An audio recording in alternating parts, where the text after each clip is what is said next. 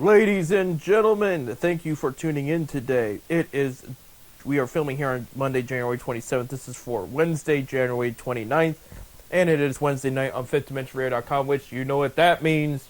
Time for another 10-cent beer night, the official sports show of FifthDimensionRadio.com every Wednesday, 7:30 to 8:30 p.m. Eastern Time, here in Cuyahoga Falls, Ohio, at the Fifth Dimension Radio Studio. I'm Seth. I'm Bob. And Bob, we want to kick things off by two special things that happened this past week before we get on to the good and the bad and the Super Bowl matchup and all that. Is one, congratulations to the Ohio State Buckeyes football team for the 9th time. They are national champions. Third time in my life. How many have they won since you've been around? Is it all 9? At least probably 7. 7 of them, yeah. I mean, they had in your defense. Well, 68. Let's see. They won in 68. I should have pulled that up there. I know they won in the 40s, which just missed me by a year. Right. I think 68, 12, 14. Right. 90, I want to say 90, in the 90s they won one. 1942 was their first one. Let me. So it's Yeah, 42, 54, 57, 61, 68, 70, then 2002, 2014, 2024. 7 of them. So you got it. Yeah, you got it. There you go. So 7 of them. Damn, I'm getting old. Yeah, they did have 7 unclaimed national titles. I don't know what that means, but that was, but I think what unclaimed was when they were tied. There was ties. Voting was because they used to vote back then. It was a voting. They was tie votes, so they just gave them the championship with somebody else, and I think that's what it was. I don't. All right, that's my best. I'm just glad too. they got the playoff system now. Right, they've lost 2 in my lifetime, also. So I mean, they've been there 5 times since I've been around. But no, what a great game! They took the lead and never looked back. Now Notre Dame did come back. That was impressive. I will give them credit for that one. They came back by 8, and then Ohio State kicked the field goal there, which sealed the deal. Great overall game. I have seen, as far as Ohio State goes in that football program, some of the guys were leaving for the draft. I know Judon, the running back, he had a year of eligibility. He's going to the draft. A couple other guys are still deciding. Here's a report. Golden Tate and then Jeremiah Smith, 2 of their wide receivers. Of course, Jeremiah Smith's like their top one. I guess teams are throwing money at them to transfer. But Ohio State's going to match it. They're going to be like, yeah, they're not going to go anywhere. So there's what I think it's wrong. Right. I don't think you should be tampering. I hate this protocol. I hate this money. I can understand paying a kid for a jersey or something like that. Yeah. But not. Now you're paying them to work for you. It's a job now. Yeah. I mean, I can understand. They get a royalty money off a jersey. If Ohio State want to sell Howard's jersey or whatever. Yeah. I can understand. Well, I get 10% or 50% or 20% of what that jersey deal is. I can understand that. But not when these teams say, "Hey, I want that player. You come play for us. I'll give you $1 million." Right. That ain't right. Right. I didn't know they were allowed to. These are student athletes. Right. Students first. They're at school to learn, to get an education. Right. I didn't know they were allowed to offer money and tempt them to transfer. Yeah. I thought that would be kind of poaching and tampering, but I guess not. But I wouldn't worry about Ohio State fans. I don't see a scenario where these guys, I think they're going to be true. Especially Golden Tate's going to move up the depth chart. Jeremiah Smith, I mean, they're going to find all the money because that guy's a first overall pick prospect, NFL prospect, I should say. Like if the draft he finally goes in, he could be the first overall pick, depending what the top team needs. But well, where all this money stuff come from when Tressel was the coach. and these kids were all selling their stuff for, Right. their memorabilia, their their jerseys, their rings and stuff like that. But they won. They were selling that stuff because they were broke. Well, They were college kids. they're college kids. College kids are known to be broke. Right. Right. But yeah, I understand also that these schools make millions of dollars. Oh yeah. I mean, you figure Look at how packed some of those places you are. go to including Ohio State, 100,000 people going to that stadium at $50 a pop. Pretty let's much say. sold out every game Yeah. too, mind you. Yeah. And they're making money, and plus they got television contracts. And Notre Dame's a big one. Notre Dame's got their own television stuff. Yeah. So But all the big networks are showing Ohio State, so they're making that money too. But yeah, but I wouldn't worry about it as far the money thing. I don't know if it's gonna get better or worse, but I wouldn't worry about. oh, my phone went off here. What? Okay, 1, 2, 3. Okay, but as far as all that is concerned, I wouldn't worry about losing players over getting paid for the transfer portal. I just don't like. They just won a championship. They're happy there. They're going to thrive there. It's going to look good going into the NFL draft. Because if you go to the wrong team, it could affect you statistically too. It's. I don't see a scenario where these guys leave like that. They made it so. Used to be years ago, you wanted to transfer, fine. You was allowed to transfer if you got a new coach. But if you didn't get a new coach and you wanted to transfer to another school, you had to sit out a year. Right. I don't. Now they just jump from team. They're trying to be pro ball. Right. These guys play 1 year in this city and 1 year in this city and 1 year. Ain't like the old days where the guys they stayed in one city. Right. Like Cal Ripken's his 20 years in whatever in Baltimore. In Baltimore, yep. I, Yeah. Well, you know what? Thank God for people like him and Jose Ramirez who stick around, right? Yeah. And we'll even throw some guy. It might not be 20 seasons, but Donovan Mitchell decided to stay when he could have left, and so we're all thankful for them. These guys, I mean, I don't like it anymore. It also depends on the situation. Like if they feel a different program's going to get more playing time. Like look at the Akron Zips. They can get some great talent from the SEC, the Big Ten, and all that because these are guys that are like, okay, I made the team. I wasn't really cut out for that, but I want playing time. So they transfer to Akron, and they're going to start right away. They're going to get that playing time. They're going to showcase their talent, and then you got the running back for the Zips now transferred to Ole Miss because he's going to be their new starting running back. So he's now a starting running back in the SEC. So it can work out in better ways than He's going to Ole Miss? He's going to Ole Miss. Yes, the running back they had. Was he that good at Akron? He had like 1,200 yards. I didn't know that. I mean, I follow Akron. Right. No, he had a great season. Yeah, but yeah, he's going to be their new starter out there. Yeah. At least they're anticipating. We didn't offer him any money to stay. Why would he have stayed when he could go to Ole Miss? I mean, with the way the money, money's talking today. This is the money thing now. Yeah, but I mean, Akron's got the money to give. They do. Yeah, they do. Now that one I can't defend.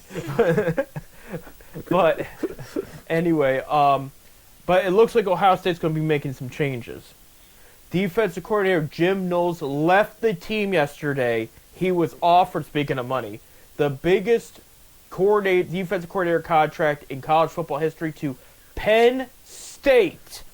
So a rival team poached the defensive coordinator. So Ohio State's going to be looking for a new D coordinator. On top of that, there's been some new NFL head coach hirings. Rumor has it, now there hasn't been any movement yet. A couple of the new coaches like the idea of Chip Kelly becoming the new coordinator, which means he would leave Ohio State too. So there's going to be some coaching changes at Ohio State eventually. I mean, D coordinator for sure, offensive coordinator maybe, we'll see. Maybe they know something we don't. Like, no matter what, Dave's still on the hot seat. You don't lose to Michigan four times. No, he won the national championship. Yeah, I know. But these are also older. I know Knowles is an older guy. Like What was he, 40? No. I think he's in. You always say anybody over 40 is too old for you. That's not what I said. I've never said that. Anyway, You call him Grandpa. Anyway, so like of course he's going to take the deal because he's going to make that money. Why not? You're good at your job. You're going to make that money. It's the same position. You're not betraying anybody. You'll probably either be a pain in Ohio State's side or Ohio State's going to be a pain in your side. But either way, that's going to happen. But Chip Kelly, then right now he's still here, but we'll see. He knows the Ohio offense. I mean, he knows their offense and defense. He knows the system. So, yeah. Then the other good news, because I said we had two.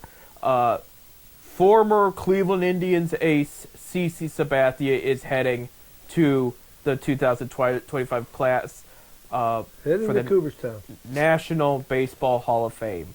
And this is the first ballot, and he makes it. So he'll go in with Ichiro Suzuki, Billy Wagner, and a couple of the couple other guys. I'm sorry, I can't think of the top of my head. It's the older the elder voting the Veterans Committee. The Veterans Committee voted in two guys, so it's going to be a class of 5. But CC Sabathia, well over 100 wins in Cleveland. He will go in as a Yankee. That's been official. That was announced by the Yankees. Yeah, that came. I read that in the paper the other day. But I will say this: I think, given the circumstances, you got to retire 52 in Cleveland. He still spent what 8 years here, and he won over 100 games in a Cy Young award. I mean, he's going into the Yankees because he spent 10 years there, I think it was, and he won a World Series. But his time in Cleveland was still the best he's ever pitched. I mean, I think he had one solid year with the Yankees. The rest were good, but they weren't what he did in Cleveland. And I think, Cleveland's already put him in their Hall of Fame, but I think, I'm not asking for a statue here. I'm asking just retire number 52. Just he's going to the Hall of Fame, put it up, and I know Seattle retired Suzuki. Yeah, they're going to definitely. They announced that at the home opener, the number will be retired. There you go. And he just got elected, so. Right. Well, I mean, that was a no-brainer. I think we all knew Suzuki was going to go in. He was a first-time ballot. Right. And he did. I forgot. I was just looking at some stats and history on the guys that are going into the Hall of Fame. I forgot he did play for the Yankees for a minute. Yeah. For a couple of years. Yeah. I even think he played for one other team too. Marlins. He played for Marlins. Marlins there, and then he went back to Seattle on a trade deadline deal or something. But he did play and end in Seattle. But I always imagined him in a Seattle uniform because that's what I grew up with, and he was there for so long and had so much success. Really, the hell, coming up through with Japanese leagues. Yeah. He was a hell of a ball player. Absolutely. I mean, he deserved what he got. I mean, he's there. He grew a Japanese fan base for the Seattle Mariners when he was there. I mean, he was so much fun to watch, and he was so good, and he's got a great legacy. And then I hear he's a great player. And there was something I didn't know. I guess at spring training, he just shows up and he puts a mitt on. He starts throwing a ball around and starts working out. And I guess one of the Seattle, well, not necessarily rookies, but guys that just barely made the 40-man roster, made a comment that said, "Hey, I didn't know he was going to be here today." And the coach said, "Oh, he just shows up when he wants to." They just let him in Seattle he's spring allowed. training. Yeah, in Seattle spring, if he shows up and he wants to just toss a ball around, and I'm sure someday that stadium's going to be named Suzuki Stadium or whatever. Right. But going back to CeCe, we're very happy for him. Yeah. Unfortunately, he did not win a ring in Cleveland. They were, like I always say, and I was talking to a fan about this last Saturday in Cleveland. They were a game away in 2007. If they would have beat the Red Sox, they would have won that World Series. But with the Rockies sitting for a week and a half, and how easy the Red Sox just absolutely dominated that series, the Tribe would have won that one too, and that would have been his first ring. But he did win a ring with New York, and even if he goes as a Yankee, we'll always remember him. Not not just an Indians uniform, but Bob, I got cards of him with the Akron Arrows. Like, I mean, he was big over here too. He was down in Akron. Yeah, he was a big hot commodity down here in Akron when he was in Double A. Of course, I remember Joey Bell down in Canton. Right. The Akron Canton Indians. Right. But I mean, if you want to talk about the first, and didn't CeCe pitch with Bell? No, that was In the 90s? CeCe You're right. was way after, I'm thinking something else. CeCe was 99 in 2000 in Double A. Because I think it was 2001 was his debut. And I won't forget his last game in Cleveland. He was with the Yankees, but his last game in Cleveland, I was listening to it on the radio. So this was a few years. This was like 5 years ago or so, because he got elected, and you have to wait 5 years. And Cleveland hammered him, by the way. But they were playing the last live broadcast, not the last, but his rookie broadcast. So you heard Tom Hamilton and you heard Mike Keegan too, because that was at that time. And it was just a cool moment because you got to hear, because CeCe played very well, but they played clips of that, and I thought it was cool. Rosie, who replaced Hegan since Hegan died, on air, he made the cool comment. He said it's really nice to hear Mike Hegan again, and he said if I could give up my seat for him to be here again, I would. You know that, and it's that duo at the time with Hamilton and Hegan, and not a knock on Rosie. He's doing what he can do. You know, he's held the fork down for Cleveland fans. Next to Hamilton, but just that team, and then going into the mid-2000s with Hegan and Hamilton, there's a lot of memories there. And then, of course, that was the CeCe Sabathia's prime years, too. Talking about announcers, we have had some good announcers in Cleveland. Oh, yeah. Of all the sports. Of course, Joe Tate was the best in basketball. Right. He's retired up in the rafters. But a lot of people forget that Joe also did baseball for a while. He did the Indians for a while. We had,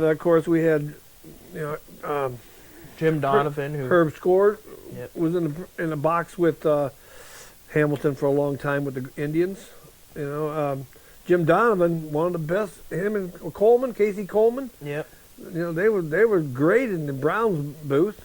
We had some great broadcasters here in the Cleveland market. So. Yeah, we continue to have here, and you know we've had to, obviously Donovan's been replaced since he passed away, and those guys are doing a good job. And have side shows too regarding the Browns. The Cavaliers crew continues to do good, and that the TV crew is always evolving. And I did hear for all those Guardians fans out there, they are obviously going to be moving to a different network. There's a differentiate, but they said all broadcast team is supposed to stay. So Andre Knott, Matt Underwood. So they're going to leave FanDuel? I don't know. They're either going to FanDuel or they're getting something else, but yeah. I've heard also, we were talking about the Guardians, I heard that they're strictly going to be MLB Network next year. They could be. But their broadcasters are staying, though. They've made that official that they're to be retained. Some of their broad, I don't know.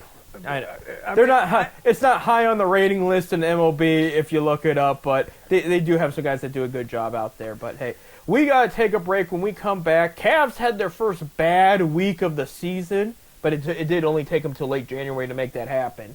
And Zips continue to stay hot. We'll talk about that and more coming up.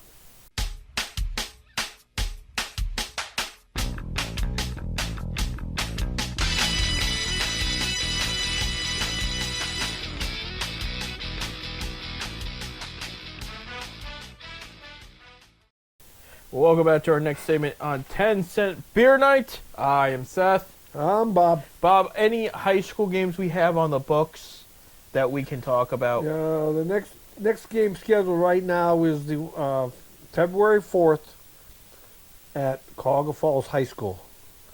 That's against the Kent Roosevelt Rough Riders.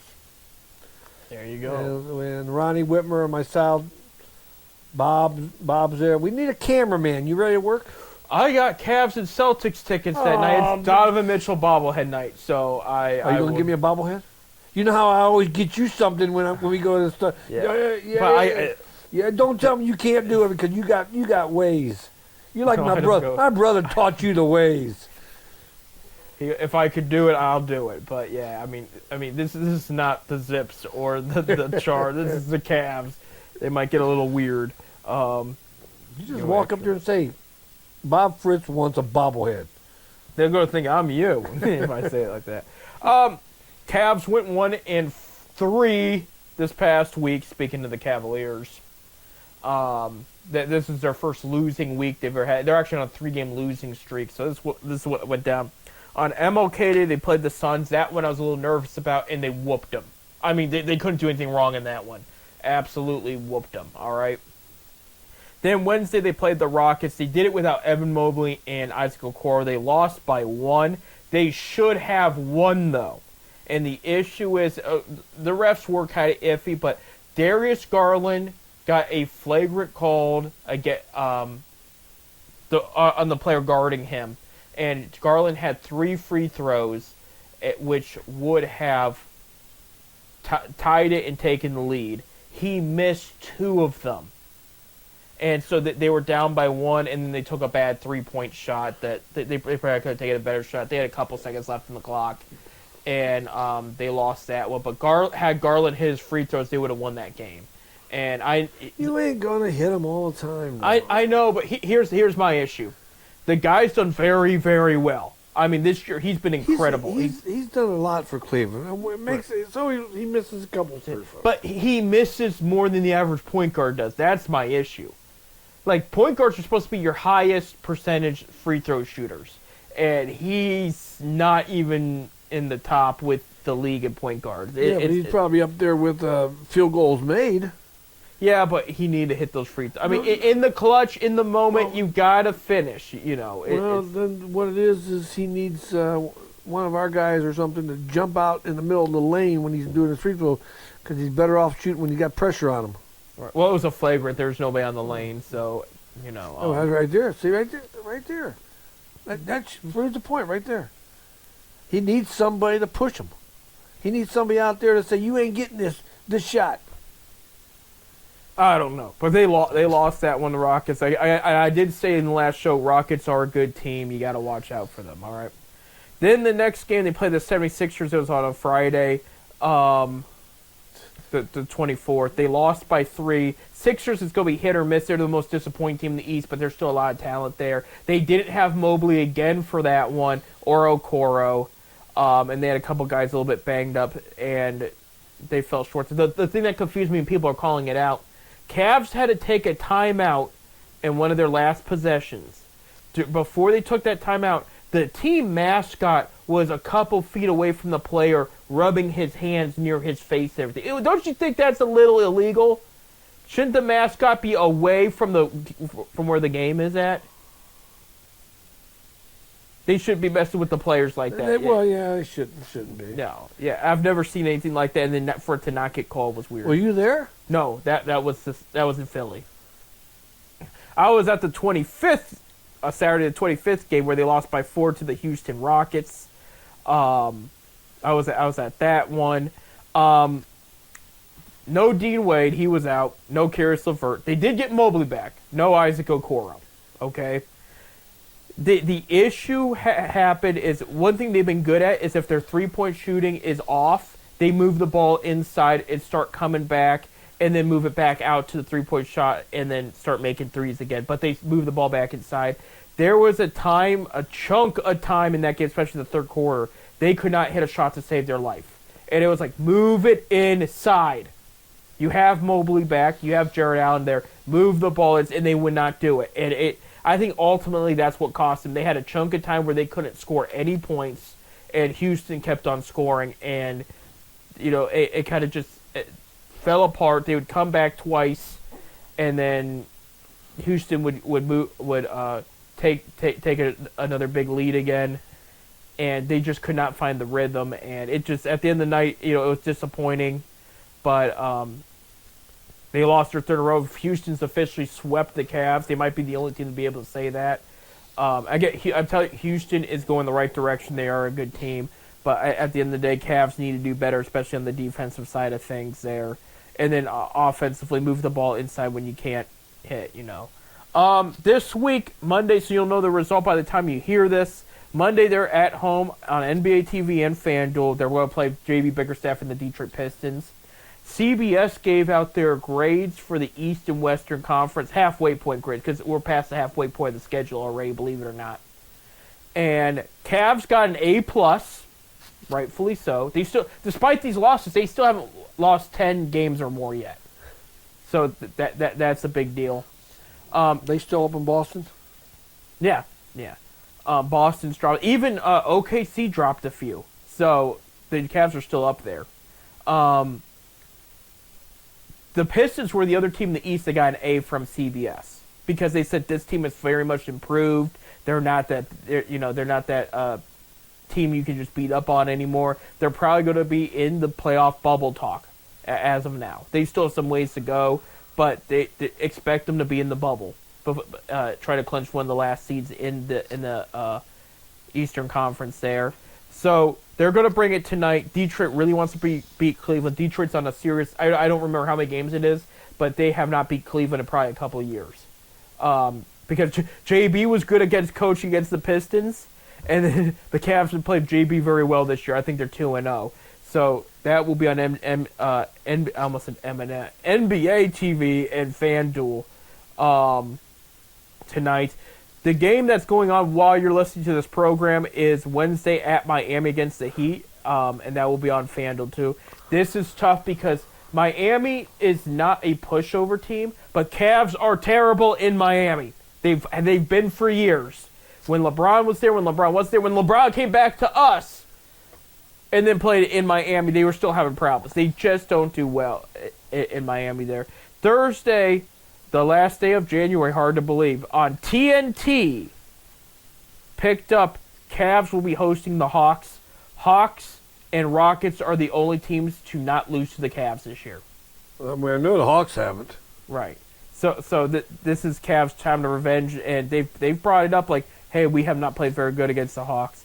Surprisingly, that game was picked up by TNT, but Sunday's game at 3:30 wasn't. They're playing the Western Conference champions, the Dallas Mavericks, at home, who they did beat in Dallas. And it's not on national TV? It's not on national TV. And you think it would be with maybe Kyrie Irving, Luka Doncic, and all them. Well, and I get it, Doncic's still hurt, but he might be back by then. Yeah, but I still think because Cleveland don't get no recognition. I'm sorry. Yeah, they don't. What game is going to be on national TV today? The Lakers? Probably. So this week, I would say, best case scenario, we would love to see them go 4-0.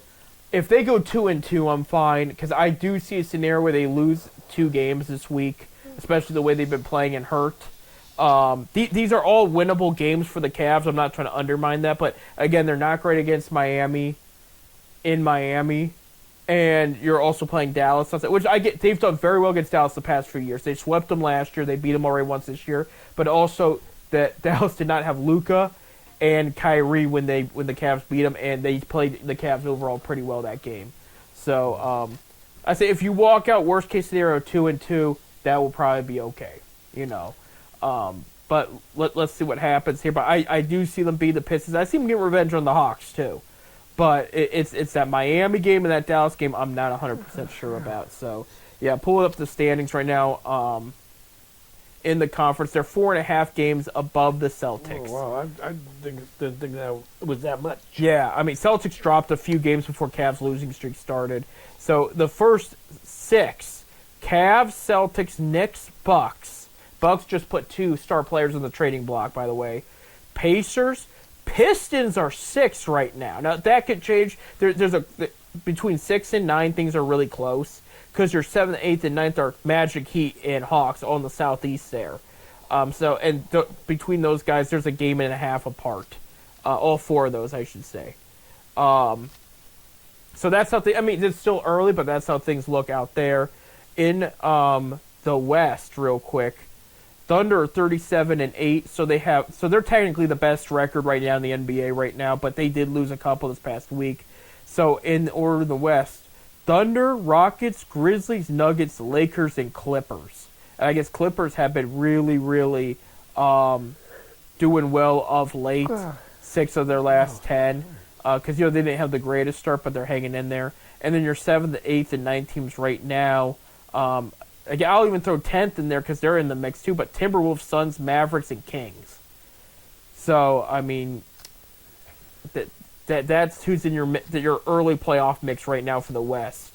So again, it's still very early. There's still a lot to play. But also got to mention, look, the Rockets are a 30-win team, and they're second in the West. So Cavs getting swept by them is not the worst thing in the world. They lost to a good team, you know. But they got to make sure they keep the Thunder rolling. And I don't mean the OKC Thunder. I mean just their Thunder, their own Thunder. And play better defense, make better baskets. Because we know what this team's capable of doing. This is no fluke. But they've got to keep playing smart.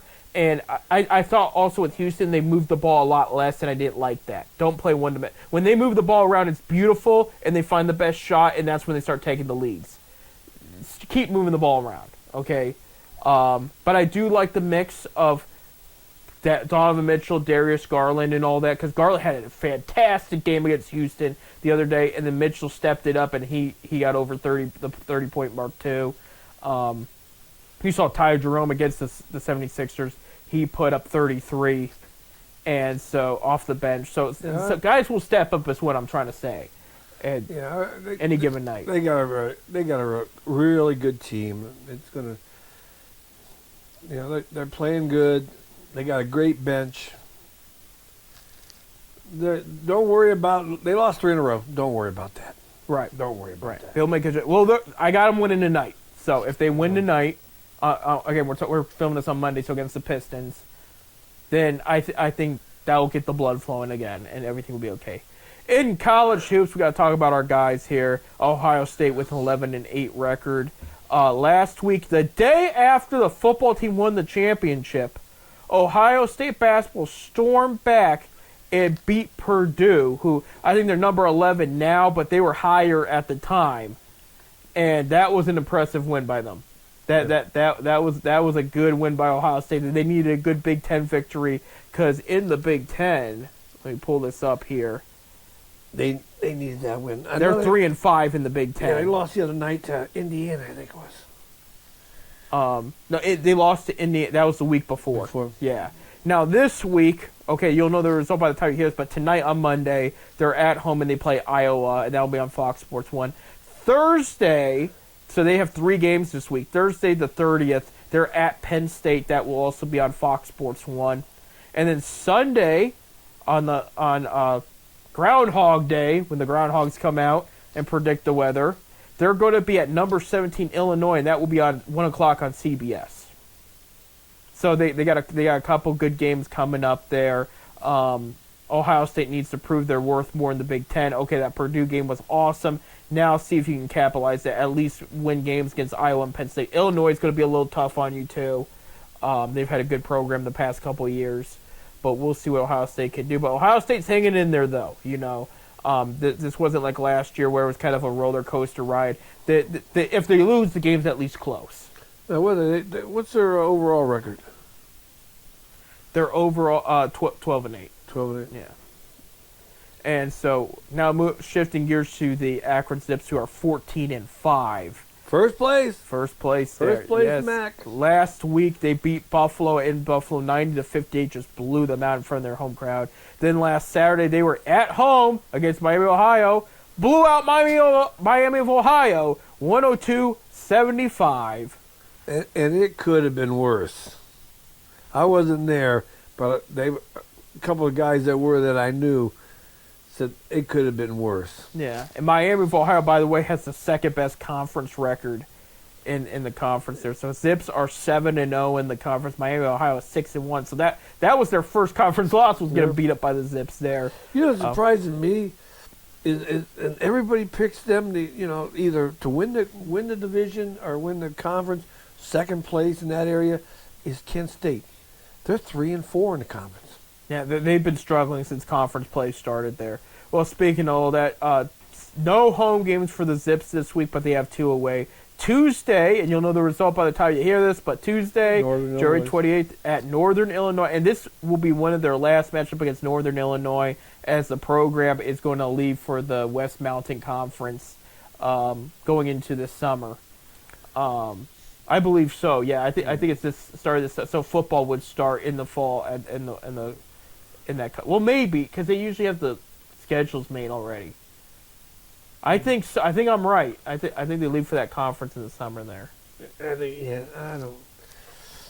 I'm sure the schedules, because there's these schedules in a way in advance. Yeah, that's what I'm wondering. It might be next year. It might be next year, the following year. But they play either way. They're playing Northern Illinois this Tuesday at Northern Illinois. Then Friday, CBS Sports Network, 7 p.m. January 31st. It is the first matchup of one of the most bitter rivalries in college sports. They go to Kent to play Kent State. And that one is going to be a battle. I'll be there. He's going to be there. He's going to be there. You'll be there too. Yeah, I'll look at my schedule. But yeah, because we're getting tickets. Yeah, they're definitely going to get tickets for that one there. But that one's always a battle. No matter how good or bad either team plays, it's always pretty close.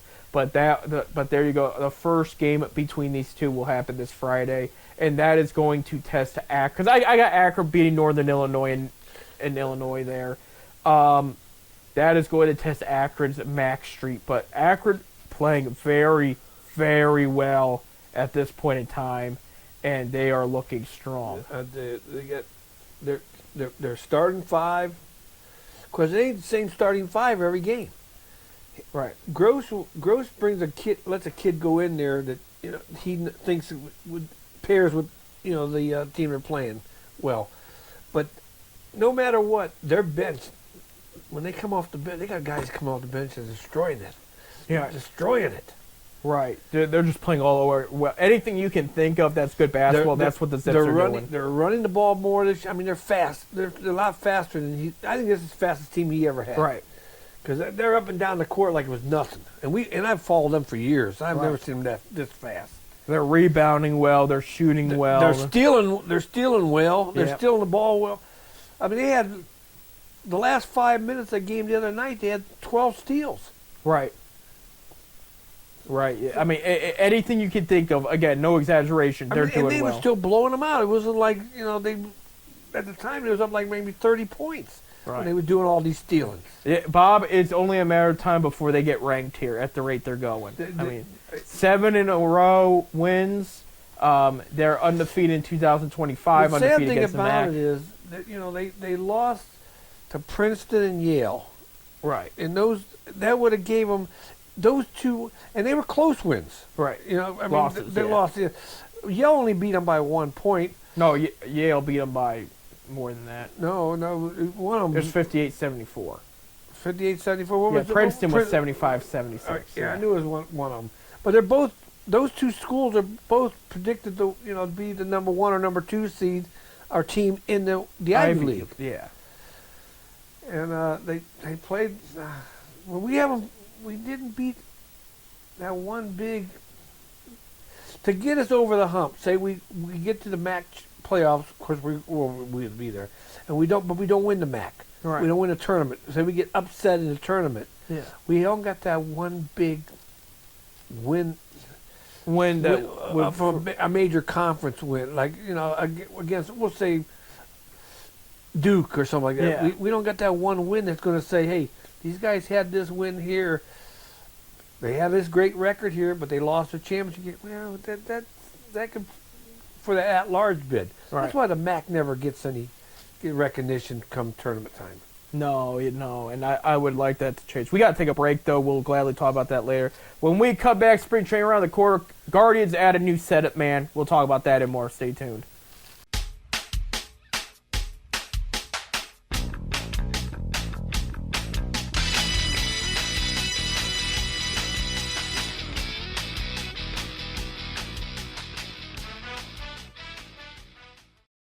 All right, welcome back to our last segment of 10 Cent Beer Night tonight. I'm Seth, and of course with us is Bob, Baseball Bob, and Bob Baseball is around the corner. Batter. It's around the corner. Yeah, February 12th. February 12th, pitchers and catchers report. Absolutely, and there's still moves being made right now.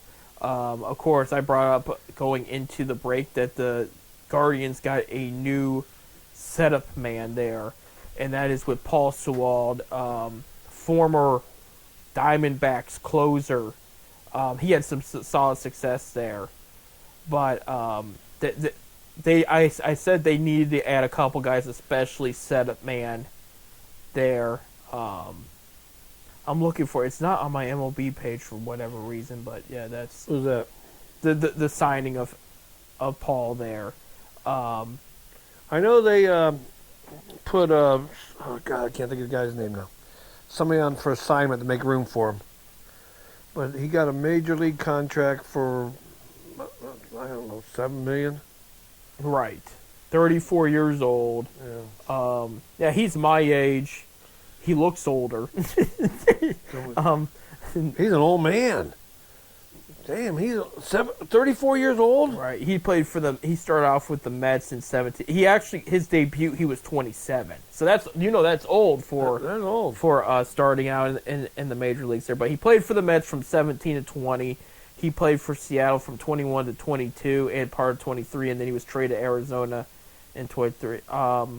In 23, his best season came in 23.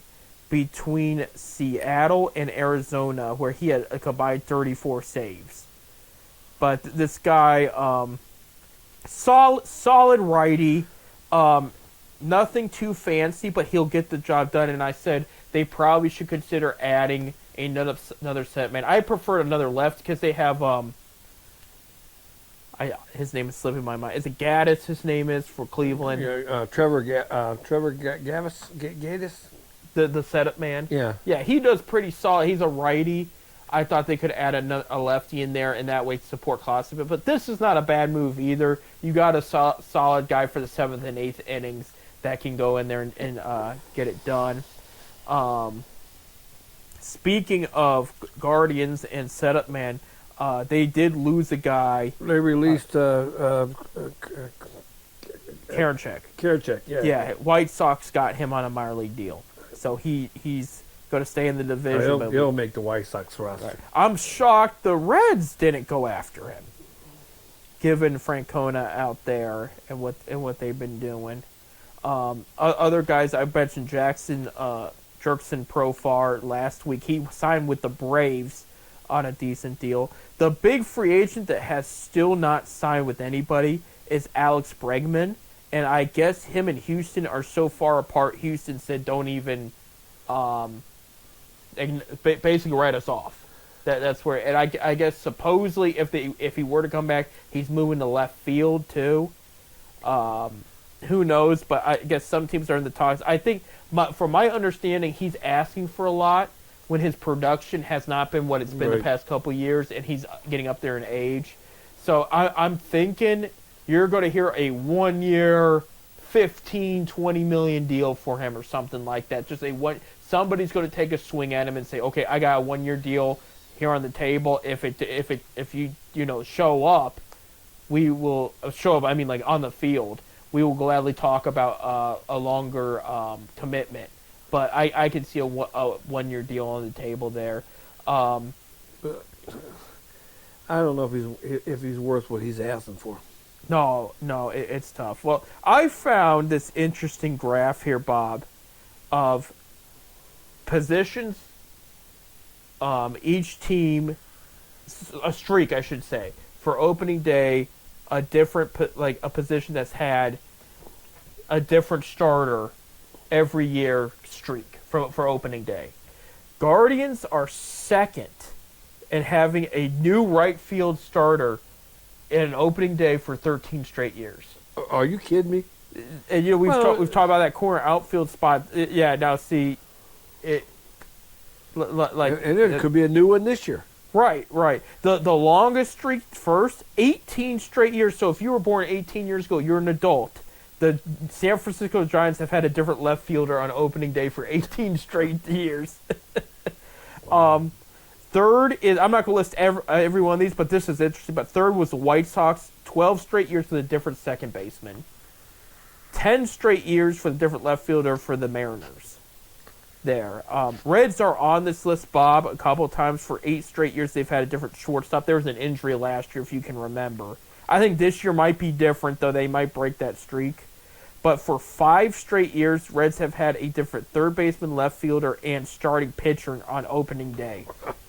So, and guards are only listed once on the list for the 13 straight years for right field. But you've mentioned that right field spot so many times. It's like, dude, he's not joking. 13 straight years, they've had a different right fielder on opening day there. They just never had a right fielder. No, it is what it is. But yeah, we are seeing, and I will mention also Trevor Bauer signed with the Yokohama DNA Bay Stars in Japan. I still believe that MLB they shit on him. Pardon my French. He should be in the major leagues. He shouldn't have to be going to Japan. I know last year he played in Mexico, the Mexican leagues down there. What he did, he didn't really do nothing wrong. Right. He was found innocent. The girl ended up lying. Right. But like you said, he pissed off Manfred. Yeah. And Manfred, of course, MLB will be a lot better for when we get if we ever got a new commissioner. Right. I mean, I'm for him, that commissioner, like, First of all, commissioner. First of all, Pete Rose should be in the Hall of Fame. The poor guy's gone now. And when he does go someday, which he will someday be put in there, he ain't going to be able to see it. He should have been able to see it, put in the Hall. Manfred, I really thought when they made Manfred the commissioner of baseball that he was going to okay it. I really thought that. I really did. Because Bud Selig, the commissioner before him, pretty much was hitting. There's a possibility that could happen. It could,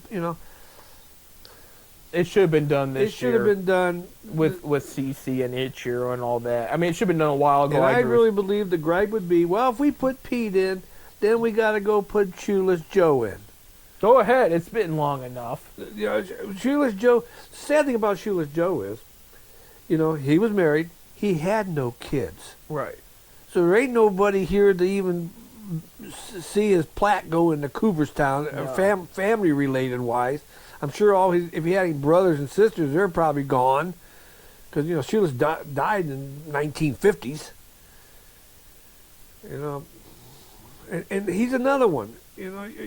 You're guilty. You're innocent till found guilty. Well, you know what? He was found innocent in a court. But they still banned him from baseball. Right. And Pete, he admitted he gambled, but he gambled for the Reds. He sure the hell ain't going to gamble for them to lose. He's managing them. Yeah. It's a mess. And he didn't gamble when he was playing. He should be there for his playing abilities, not for his management ability. I agree. And we've talked about that a lot on this show before, but you're gonna always hear. I know, because his name don't go on the ballot anymore either. But yet you can put the Sosas and the McGuires and the Clemens and stuff. They're all the drug days, the steroids era. They're all on the thing. They're not. Bonds is another one. But they all get votes and stuff, but Pete ain't a lot on that ballot. He should be. Right. Yeah, I really hope they didn't do it this year. I really hope next year they do it. I mean, I'm irritated they wait till he died before they can seriously consider it again. If they, Manfred's gonna be out by 29. It could be the next guy for all we know, but it's. He's in the Cincinnati Reds Hall of Fame. They retired his number in Cincinnati. Everything but the major hall in Cooperstown. That's where he belongs. Nobody ever going to break that hit record. Right. Yeah, it's a mess. He definitely deserves to be there. But yeah, with baseball around the corner here, spring training, I'm excited. I know you are excited. It's a couple weeks. I can't wait to. I can't wait to sit there at the TV and watch a game. I don't care who it is.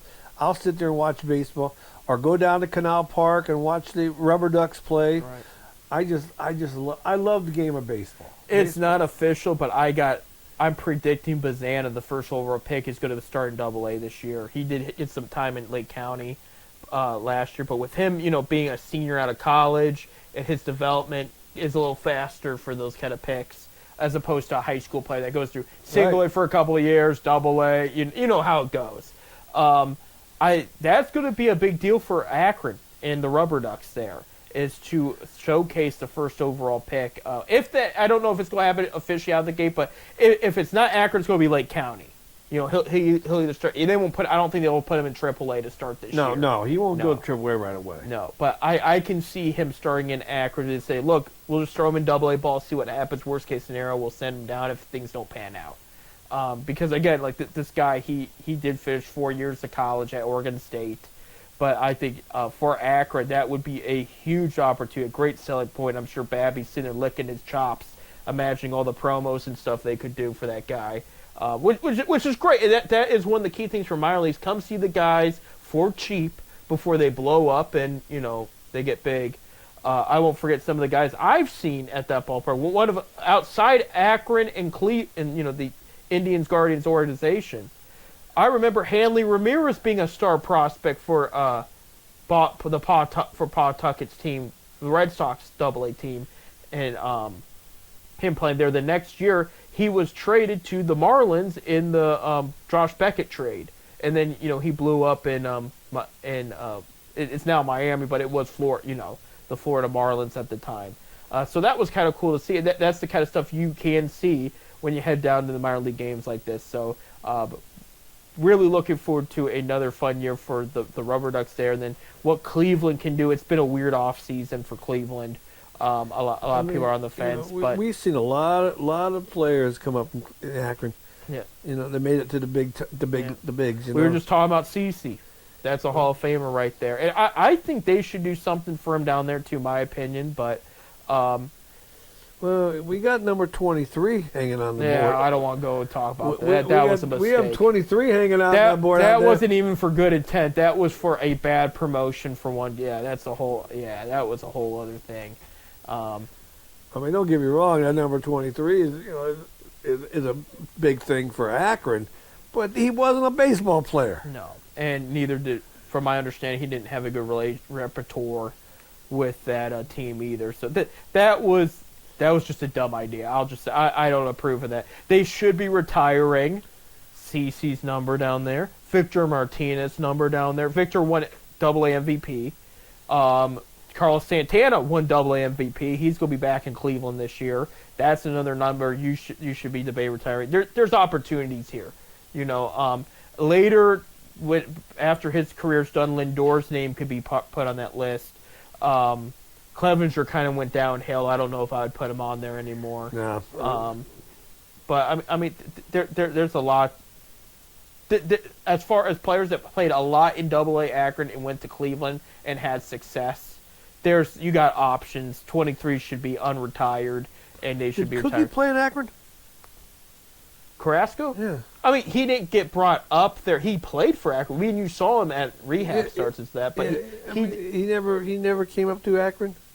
No, by the time they got him, he was pretty much AAA. Okay. Yeah, I mean, he may have had a moment or two. I remember going rehabbing down there. Yeah. I remember seeing Charles Nagy down there rehabbing. Yeah. Josh Tomlin, I've seen rehab down there. You want to hear a blast from the past? Not he played in Akron, but he didn't play for Akron. A rehab start. Jeremy Burnett played for the Mets at the time. He played for the Binghamton Mets. But remember, Cleveland traded him to the Brewers back in the day when he was a prospect. He became a power hitter, like 1 or 2 time All-Star.